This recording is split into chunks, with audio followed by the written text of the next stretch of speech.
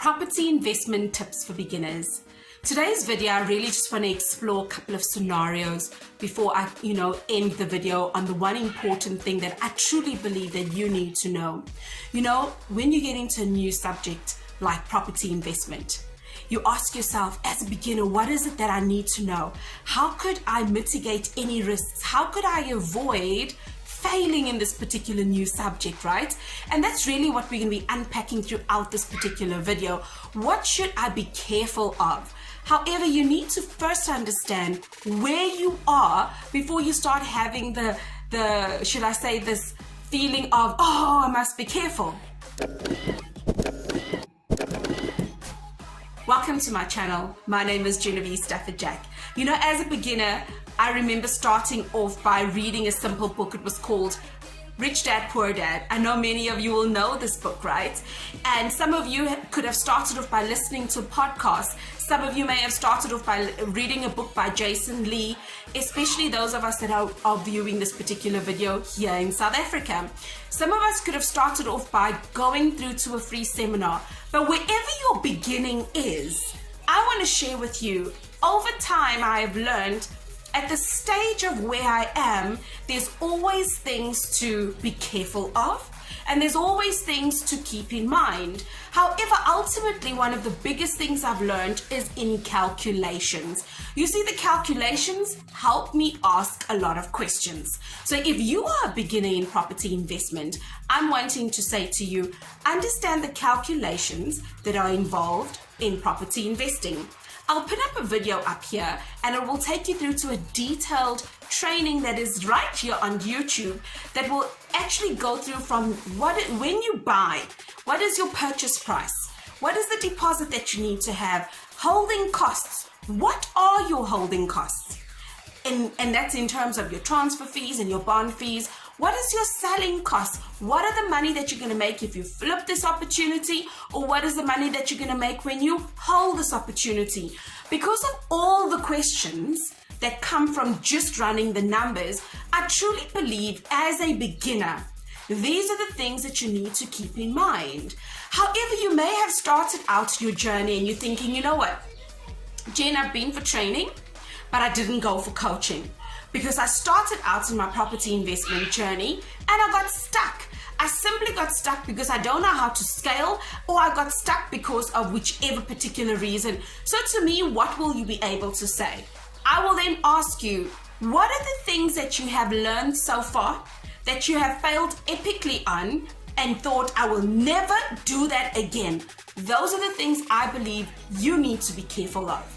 And the things that you have won in, the stuff that you like, oh, I'm shooting the lights out and I've made money in there, those are the things I believe you should then hone your skill on how could I become even better by rinsing and repeating that particular thing.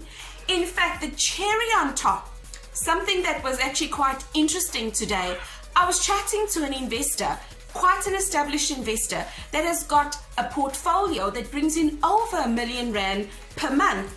And he simply said to me, you know what? There's so many risks involved in everything that you do. So if I have to say to you, this is what you be careful of, at some stage in your life, you may end up being careful of your own self. But the biggest lesson that I learned, Jen, is when I got my portfolio in order. Because buying a property, because I've done this multiple times, is a no-brainer. I know how to find it. I know how to run numbers. However, the processes that come with property management, that was a very new space to me.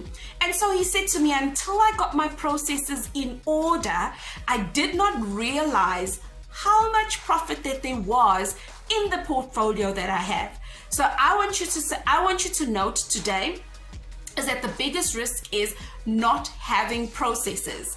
So in the examples that I've given you today, something I want you to be aware of. I believe the most important fact right now is where are you and what have you done? Because if you try and think of all the possibilities so that you can dodge all the bullets, somewhere along the line, you may just reinvent a bullet that many people don't know about. I mean, think about this. We started 20 off as 2020, 20 plenty, right? People that have got property investments, they've had tenants staying there. Did they know to keep money aside even up to 6 months for a property where tenants are still staying in, but because of the circumstances economically, that tenant was not able to come to the party fully every month? That is a risk. Maybe you would have budgeted for maybe 1 month, potentially 2 months, 3 months at maximum. How many people actually budgeted for more than 6 months? Is that not a risk? However, if it's something not in your awareness, and it's something that just happens outside of you, where to from here? So I'd like to encourage you today is that if you have started within property investing or you've gotten stuck and you're actually saying, I'm looking for motivation, go onto my website. There's 3 hours of motivation for you where I did a free course at the beginning of lockdown, the hard lockdown in level 5 at the end of March right here in South Africa, and of course online. And there's a lot of that information I kept and I put onto my website for somebody that may be looking for inspiration, or for somebody that's just starting and truly wants to know, what does the end-to-end process actually look like? When people are talking about the property market and comparables, passive income, active income, understanding the property deal life cycle, like what's even a property deal to begin with, I want you to say that could be something that could be fit for you. If you're in a space that said, you know what, I actually started a property investing training, but I just believe here and there I need some assistance, please hold my hand through this process. In the comments below, book some time with me, drop me an email and say, hey Jen, this is what I'm wanting to do. And if you're in a particular place where you're saying, yo, there's just so much to learn, where do I start? I want to encourage you to take action.